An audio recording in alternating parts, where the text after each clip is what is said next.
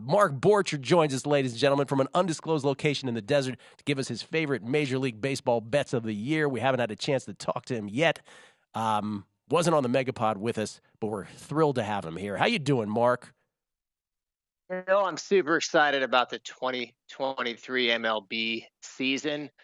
I don't know if you've heard this, but Weingarten and I are going to be on a show together starting tomorrow. Come on. Really, it's true. It's true. Jason's going to be the other analyst, and it's the same MLB show on BetUS. Yes. Every day at 9. So it's after your show. So you can listen to Gill's show, and then you can kind of come over and listen to ours.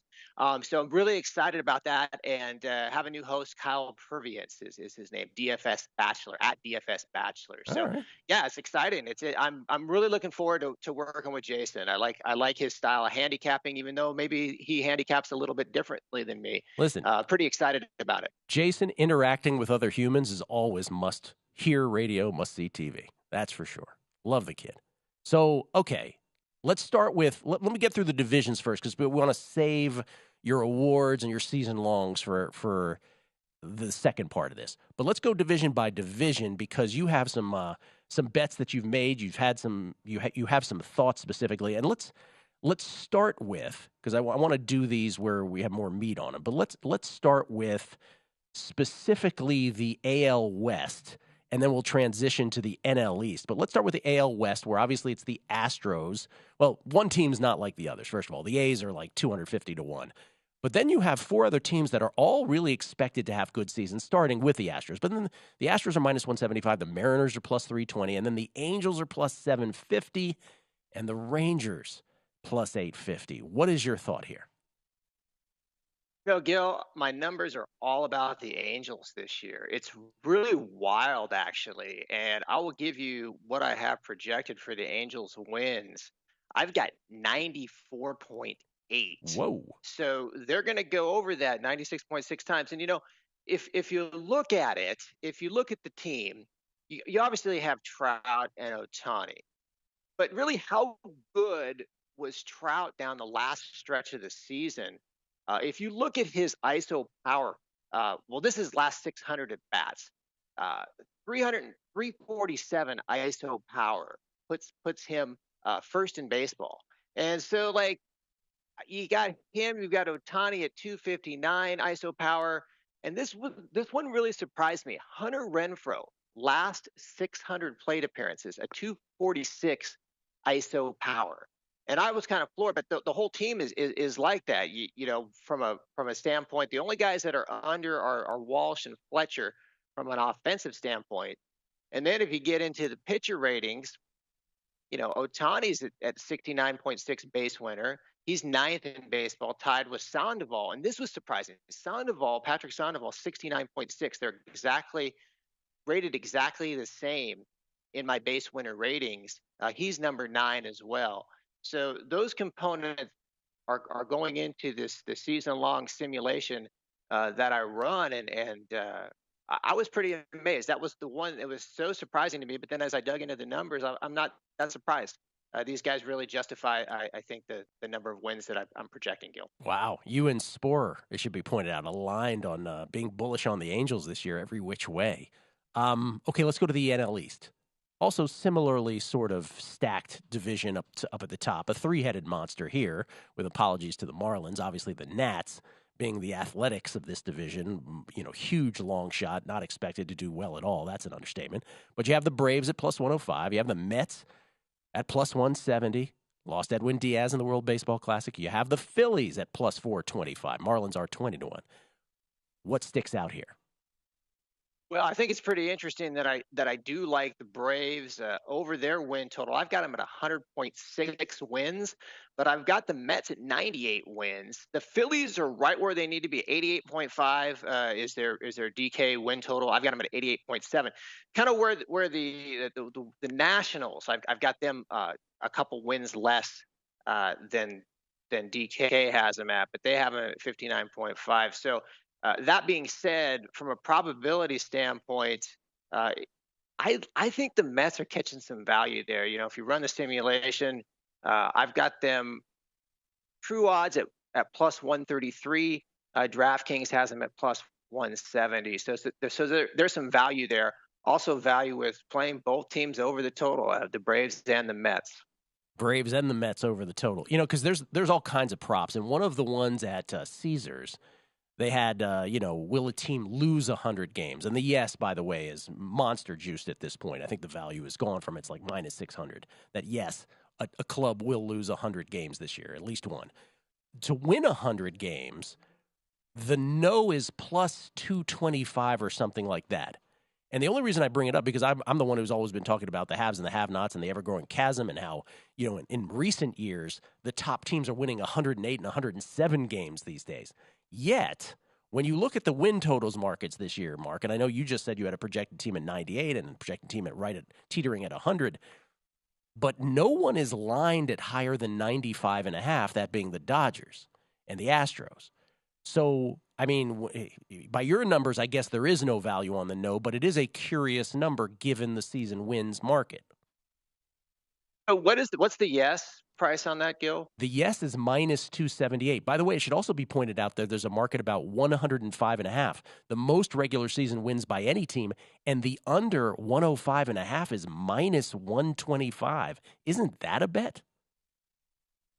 Well, I think what you have to do with those, Gill, is you really have to, and the way I run it, it's like, I think I did 2,000 simulations. So you've got to go into those simulations, or you don't have to. If you can write code in Python will be able to do it for you, and really kind of figure out how many times those teams are hitting those particular numbers.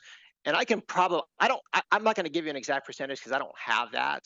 But I can certainly do that for the next show that we do. All right, let's. Because I think that's a good exercise, actually. Yeah, because I think there's something there. And again, I'm the guy who's pointing out the good teams just get better and the bad teams just get worse. But I just wonder if this is under 105.5 at minus 125 is awfully tempting. Again, if you want to keep your money in an account for 6 months or 5 months being the caveat there. Any other division plays or season wins you wanted to highlight? Well, for all the people who think that I don't like the Cardinals, because I've been betting against them for it seems like forever. But I like them in the division there. I've got them true odds of minus 400, and they're at minus 125 at DraftKings. So I really like them in that division. Yeah, and I should also point out, because I want to give you some street cred on these things, right? So we'll get to Cy Young. You had Robbie Ray at 100-1 a couple years ago, which you mentioned in late July, and that got home. But last year at this time, I even snickered at this, and people listening probably did too. The Yankees were lined at 91 or 91.5, and you had them projected to win 98 games. People laughed. You were dead on about that. So, I mean, people should be taking notes on this. Your numbers tend to manifest more than they don't. Anything else? You miss some too, and I'm not perfect, but I tell you, I really like what I've done this season. I've gotten better at programming in Python, and so I can just do more faster. And I like this Angels team, and to really to the division. Let me just look at the division prices real fast.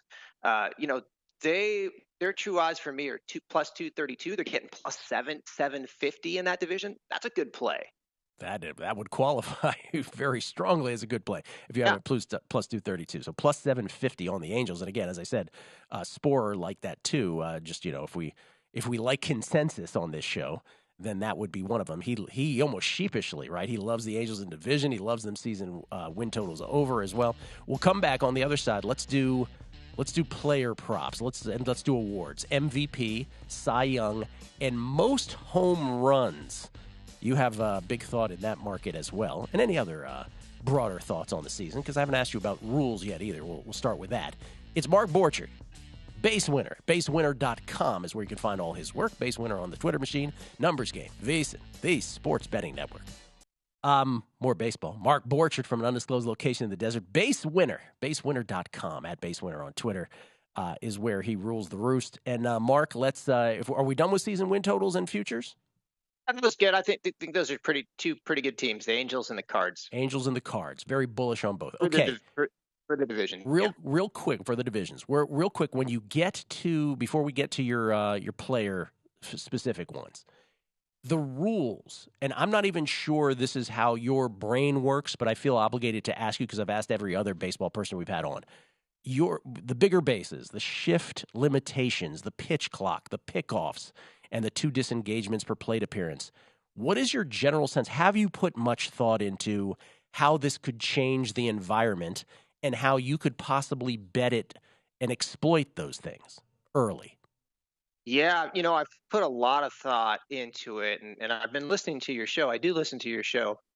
First time caller, long time listener, Gil. Thank you. But but but yeah, and you make a good point about um, the relief pitchers aren't going to be able to walk laps around the mound, and that should hurt them. But what's interesting is I've done the spring training stat study, and the base runs are actually less than they were last year. So I did first 4 innings um, of spring training games, and the base runs per game is 4.75. And I thought that the run environment would be really close to like 2019, where it was 4.97. And that equates to 2019 overall runs in spring training was 5.23 per team per game.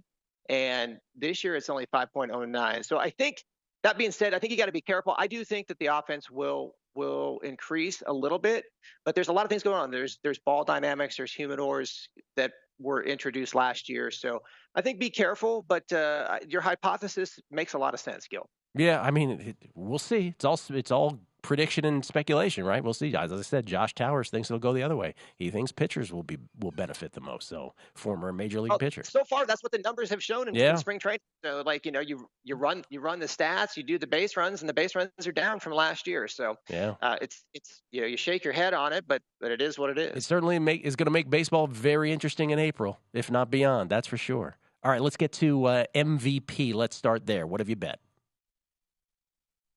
Well, I'm going to start off with the AL MVP, and I mentioned how much I'd like the Angels to win. And last year I did group of 5. I'm only going to go group of 2 here.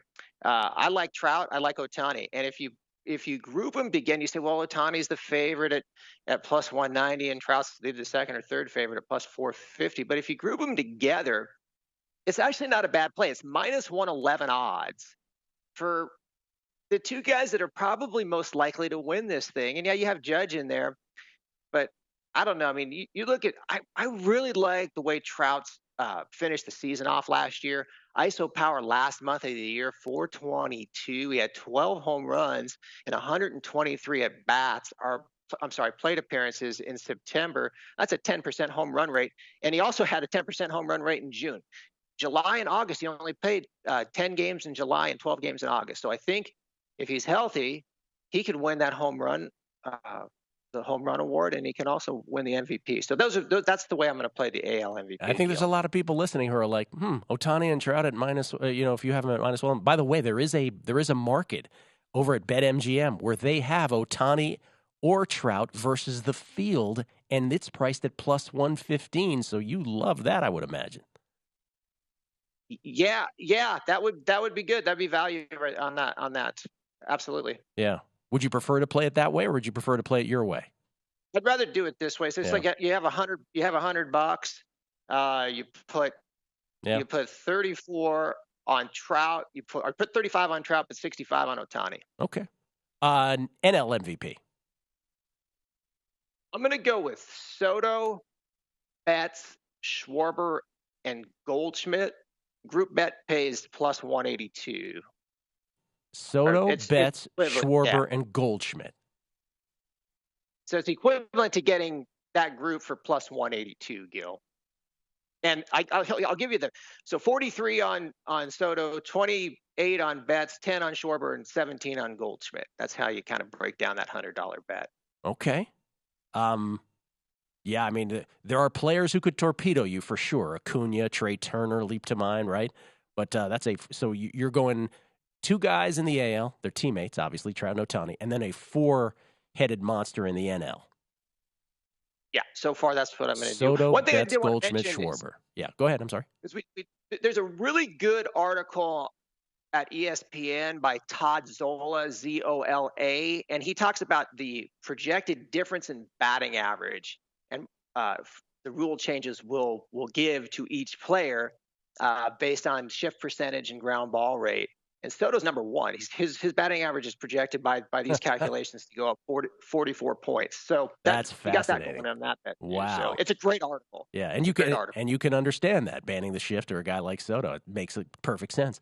Okay, Cy Young. You did not do both leagues, but you do have one play here. I do have both leagues. Oh, you do? Okay. So I'll go quick because we're kind of up against the time. But AL Cy Young, going to go DeGrom, Christian Javier, and Shohei.